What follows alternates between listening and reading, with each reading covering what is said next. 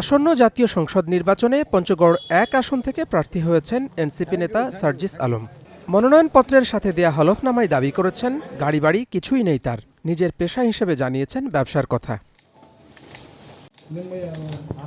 হলফনামায় সার্জিস জানিয়েছেন তার কাছে নগদ রয়েছে ৩,১১,১২৮ টাকা, ব্যাংক বা আর্থিক প্রতিষ্ঠানে জমা আছে ১ লাখ টাকা। ২০২৫-২৬ অর্থবছরের আয়কর রিটার্নে সার্জিস আলম তার মোট আয় দেখিয়েছেন ২৮,০৫,০০০ টাকা। যদিও হলফনামায় দাবি করেছেন বার্ষিক আয় ৯ লাখ টাকা।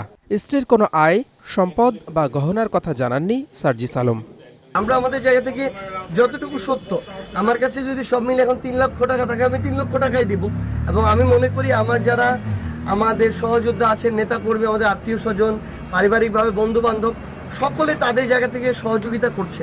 আমাদের হাতে টাকা কম থাকতে পারে, কিন্তু মানুষের যে ধরনের আগ্রহ, পরিবর্তনের আকাঙ্ক্ষা, মানুষ নিজে থেকে অংশগ্রহণ করছে।